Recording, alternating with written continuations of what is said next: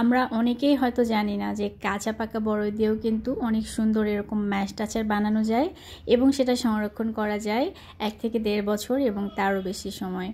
আমি এখানে half KG পরিমাণে কাঁচা পাকা মিলিয়ে বড়ই নিয়ে নিয়েছি, সেগুলোর বোটা ছাড়িয়ে নিলাম। আর এবার এগুলোকে ভালো করে ধুয়ে পানি ঝরিয়ে রেখে দিব। এখানে আমি একটা রসুন নিয়ে নিয়েছি, এতগুলো লাগবে না আমার, যদিও একটা ছোট গ্রেটার দিয়ে আমি গ্রেট করে নিলাম। চাইলে আপনারা পেস্ট ইউজ করতে পারেন কিংবা রসুনটা থেতো করেও দিতে পারেন। কড়াইতে দিয়ে দিলাম 1/4 কাপ পরিমাণে সরিষার তেল, পরে আবার আরেকটু অ্যাড করেছিলাম। 4-5টা শুকনা মরিচ দিয়ে দিলাম, মাঝখানে ভেঙে 1 চামচ পরিমাণে 5 ফোড়ন দিয়ে দিলাম। এগুলোকে ভালো করে একটু ভেজে নেব। এবারে 1 টেবিল চামচ পরিমাণে গ্রেট করে নেওয়া ওই রসুনটা দিয়ে দিলাম এর মধ্যে। এটাকে এখন ভালো করে একটু ভেজে নিতে হবে, একটু লাল লাল করে ভেজে নিলেই হবে।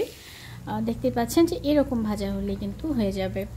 তো এ পর্যায়ে এসে আমি এখানে ওই যে বড়াইগুলো পানি ঝরাতে রেখে দিয়েছিলাম সেগুলো দিয়ে দিলাম, দিয়ে হালকা একটু নাড়াচাড়া করে নেব 1 থেকে 2 মিনিটের মতো।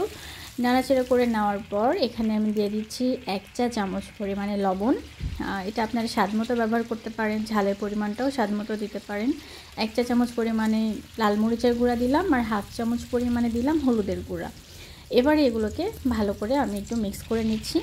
এখন দিয়ে দিচ্ছি 1/3 কাপ পরিমাণে আখের গুড় আর 3 টেবিল চামচ পরিমাণে দিয়ে দিলাম সিরকা কিংবা ভিনেগার যেটাই বলেন।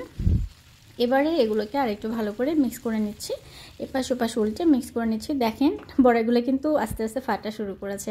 ঢাকনা দিয়ে ঢেকে রেখে দিলাম 5 থেকে 7 মিনিটের মতো। এরপর ঢাকনাটা খুলে আমি একটু নাড়াচাড়া করে উল্টে পাল্টে দিচ্ছি যেন নিচের দিকে লেগে না যায়। তো এটাকে উল্টে পাল্টে দেওয়ার পর আবারও ঢাকনা দিয়ে ঢেকে 5 মিনিটের মতো সিদ্ধ করে নিলাম। এর মধ্যে কিন্তু কোনো পানি ব্যবহার করা যাবে না। আবারও সেই উল্টে পাল্টে নাড়াচাড়া করে নিচেরগুলো উপরে এবং উপরগুলো নিচে এভাবে একটু মিক্স করে নিয়ে আমি আবারও ঢাকনা দিয়ে ঢেকে 5 মিনিটের মতো এটাকে রান্না করে নেব। এই যে দেখতে পাচ্ছেন অনেকটাই কিন্তু ম্যাশড হয়ে আসছে এবং সিদ্ধ হয়ে গেছে, দেখে বোঝাই যাচ্ছে। এবারে যেটা করতে হবে ওই স্প্যাচুলা কিংবা খুন্তি যেটাই আপনারা ইউজ করেন সেটা দিয়ে এটাকে একটুখানি প্রেস করে করে একটু ভালো করে ম্যাশ করে নিতে হবে আর পানিটা মানে যে আঠালো ভাবটা ওটা টানিয়ে নিতে হবে। এই পর্যায়ে এসে আমি দিয়ে দিলাম 1 টেবিল চামচ পরিমাণে আচারের মশলা।